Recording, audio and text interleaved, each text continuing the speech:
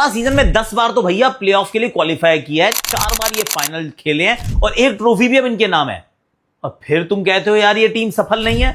Royal Challengers Bengaluru are the Royal Champions Bengaluru, the defending champions. घर पे ही है, पहला मुकाबला भी इन्हीं का है, सामने होगी सनराइज हैदराबाद। पर चुनौतियां क्या है, स्ट्रेंथ्स क्या है? क्या इस साल बन सकते हो तीसरी टीम जो बैक टू बैक ट्रॉफीज जीते, अपने टाइटल को करे defend? Let's try and find that out.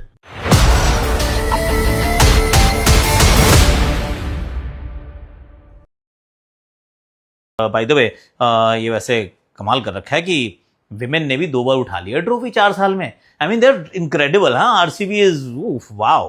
पर एक समस्या आ चुकी है, एक ये कि जॉश हेजलवुड शुरुआत में उपलब्ध नहीं है और यश दयाल पूरे टूर्नामेंट के लिए उपलब्ध नहीं है। अभी स्टेटमेंट आई है कि Yash Dayal won't be a part of the entire tournament, हालांकि उसका कॉन्ट्रैक्ट जो अभी भी रिटेन्ड है और जॉश हेजलवुड शुरुआत में नहीं है। अब आप ये सोच के कह सकते हैं कि हमें इस बात से कोई फर्क नहीं पड़ता क्योंकि हम आरसीबी वाले हैं, पर let's be very very honest, दिल पे हाथ रखो और बोलो कि फर्क पड़ता है।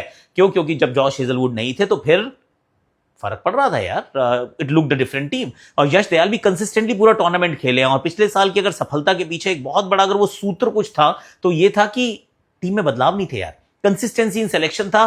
जब तक कोई बंदा इंजर्ड नहीं हुआ तब तक उन्होंने किसी को ड्रॉप नहीं किया और कंसिस्टेंटली अगर वही लोग वही 5-6 बॉलर्स का यूनिट लगातार खेलता रहा तो फिर सर आप कहेंगे कि इनकी इंपॉर्टेंस थी ना, इन्होंने they have played a role. उनकी जगह कुछ लोग आ चुके हैं, इसमें कोई डाउट नहीं है। They are I mean like for like तो नहीं हो सकता Jacob Duffy for Josh Hazlewood. Josh Hazlewood is Josh Hazlewood. अभी अब आप कह सकते हैं कि मंगेश यादव या फिर अपने रासिक सलामदार जो हम वो कर जाएंगे काम as good as Yash Dayal, which is a possibility. पर let's be honest, let's hand on heart, की फर्क तो पड़ता है यार। क्योंकि आपके 5-6 गेंदबाजों का वो यूनिट होता है, उसमें 2 निकल गए, फर्क तो पड़ता है यार। अच्छा चलो एक एक करके चलते हैं। वैसे ये बड़ी अच्छी मैंने आपको जो बात बताई, 10 बार ये क्वालिफाई किए, 4 बार ये फाइनल खेले हैं। I mean it's not a bad thing, एक ट्रॉफी इनके नाम है तो they have done very well. इनके 4 तो ऑरेंज कैप विनर्स हैं, जिसमें से 2 बार विराट कोहली हैं, 2 बार क्रिस गेल हैं। पर्पल कैप इनकी तरफ से आज तक कोई जीता नहीं, एक जीता भाई, हर्षल पटेल जीते थे 32 विकेट्स के साथ इन 2021। तो ये एक बड़ी अच्छी बात है भाई, अच्छा काम किया इन्होंने। चलो यहाँ से चलते हैं, इसके बाद विल गो एक एक करके आगे की तरफ। Okay, let's start with the strength first. Strength सबसे बड़ी बात तो यही है कि अगर बैटिंग आप देखते हैं, अभी भी आप देखेंगे, आप कहेंगे बैटिंग के अंदर गहराई भी है, विस्फोटक क्षमता भी है, ऑलरेडी प्रूवन क्रिकेटर्स हैं and you don't need to change a thing. थोड़ा सा टॉपअप ही किया है, थोड़ा सा अपग्रेड किया है। क्योंकि बैटिंग के अंदर फिल सॉल्ट, विराट कोहली, फिर आते देवदत्त पाटिकल, साथ में आप स्लैश वेंकटेश अय्यर को रख सकते हैं। मेरा वोट वैसे देवदत्त को है शुरुआत में, पर वेंकी का विकल्प मौजूद है। फिर कप्तान रजत पाटीदार, फिर टिम डेविड, और फिर आप जितेश शर्मा को लाते हैं, फिर रोमेरियो शेफर्ड को लाते हैं, फिर आप कृणाल पंड्या को लाते हैं। This is a serious batting power house. तो उस बात को आपको मानना पड़ेगा, बैटिंग के अंदर दमखम है। गेंदबाजी जब जॉश हेजलवुड उपलब्ध हो जाए तो भैया they have done very well. मतलब 5 उंगलियों को मिला के इन्होंने मुट्ठी बनाई है, सबके रोल बड़े क्लैरिटी के साथ बताए गए हैं और उसके अंदर ना they've actually lived up to every single plan। मतलब क्या होता है, plan is only as good as its execution. अगर आप प्लान को अच्छे से एग्जीक्यूट नहीं करेंगे, कितना भी अच्छा प्लान हो, इट डजंट मैटर, पर इन्होंने एग्जीक्यूट किया। हर बंदे ने, वो यॉर्कर डालने हैं तो भूवी ने कहा कैसे गेंदबाजी करनी है, जॉश ने क्या करना था, कुणाल और सुयश के लिए क्या रोल दिया गया था, रोमेरियो शेफर्ड कितनी गेंदबाजी करते हैं, all of that was done beautifully. उसमें यश दयाल का रोल भी था।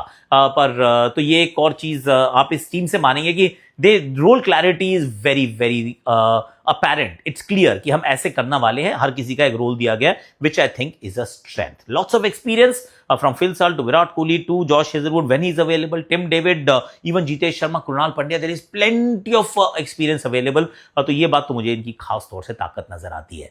चुनौती क्या है? चुनौती जनरली क्या होता है कि एक जो विनिंग टीम होती है उसके लिए एक बड़ी इंटरेस्टिंग बात होती है, इंटेंजिबल है।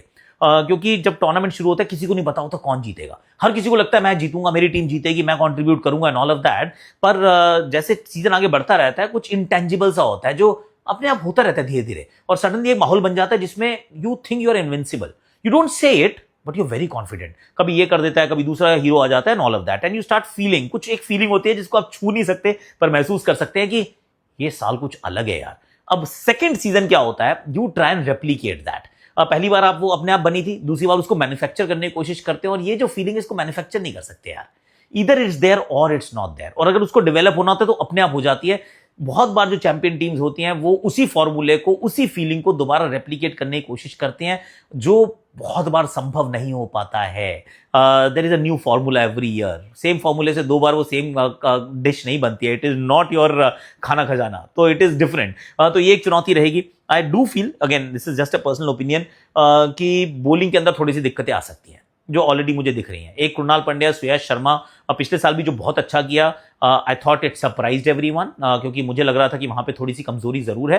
That's I put my hand up and then I will put my hand up and say कि हाँ यार, मेरी समझ में लग रहा था कि दिक्कत होगी, पर they manage really well both, मतलब चाहे कृणाल हो या फिर श्रेयस हो, तो वो काम उन्होंने बहुत अच्छे से किया। क्या पर दूसरे साल भी ऐसा कर पाएंगे?